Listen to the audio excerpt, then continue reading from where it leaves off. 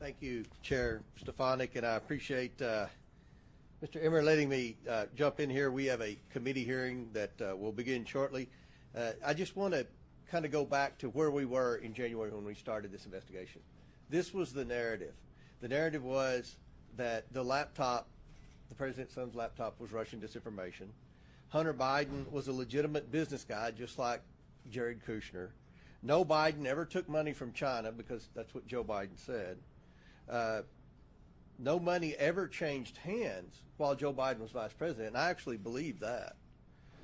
Joe knew nothing about his son's dealings, and Joe never met with or spoke with any of the foreign nationals who had wired the family money.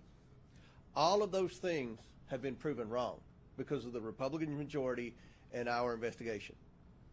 Now, in addition, what else we found? We found 20 shell companies. A shell company, just let me make sure everyone understands, it's not a company that manufactures shells. A shell company is a fake company. The Bidens have 20 of these. 20 of these. And when you talk to the president, you could ask, what exactly do these companies do? What good or service do these companies provide? And the answer is nothing. They are not legitimate companies. We found, as Chair Stefanik said, 170 major bank violations. These were from 6 major banks. And they alleged that the Bidens were, among other things, money laundering and receiving suspicious wires from state-owned entities. You know what that is in banking terms? That's a foreign government. And you know what the state-owned entity was? China. So the bank alleging that the Bidens took a suspicious wire from the Chinese government and then laundered it through these shell companies. There's many laws broken there. And this was in Treasury Cabinet, and this is what I fought to go to Treasury to get. These are very serious allegations. Associated Press just wrote a story that said there's no evidence of wrongdoing. What a disgrace to journalism. And I don't complain much. I'd take it, but that's just not true. We also learned that 9 Biden family members have received money from foreign entities. 9 families, including the president's granddaughter, who received a wire that had been laundered to the shell companies from Romania days after the president left Romania when he was vice president. That's hard to explain. The Bidens received over $20 million. My question to you, what did they do to receive that money? No one can answer that question. $20 million. Is there not any curiosity as to what they did to receive $20 million? We also found a Form 1023, an FBI form alleging Joe Biden took a bribe. And what we learned from this is the FBI never investigated this allegation. And in the FD 1023, it said that investigators would take 10 years to figure out where these bribes went because of the various bank accounts that they wired the money through. That was written years before anyone knew the Bidens had shell companies and the Bidens were laundering money. And what we see in the FBI form that no one ever investigated is a consistent pattern with what we found in Romania and China and other places.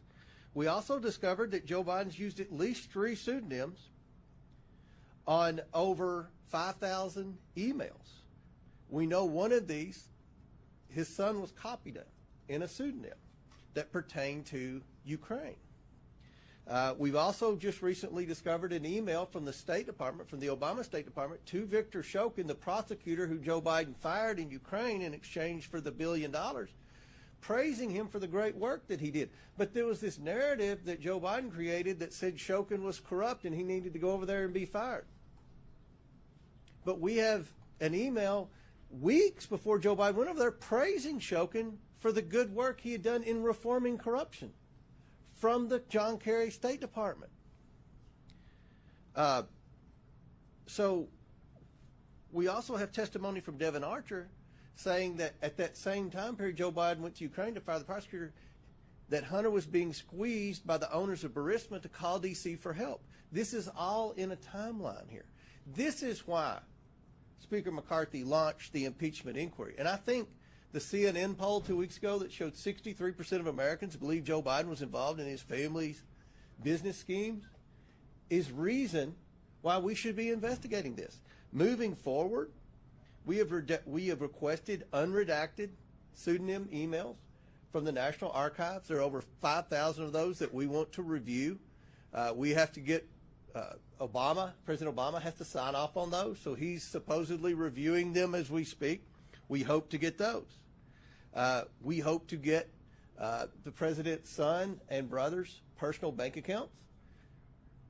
We also want to interview people who have knowledge of some of the things that President Biden may have done in exchange for the millions and millions of dollars that his family received from these foreign nationals. And lastly, we plan on having a hearing in September that will kind of evaluate some of the things that we believe have happened from the Biden family that are in violation with our laws. So with that, I hope I answered some questions as to the evidence that has been found, the purpose as to why we have moved to impeachment inquiry, and the path forward. What I said in January holds true to today. We are following the money, and we will see where that leads us. Thank you, and I yield back.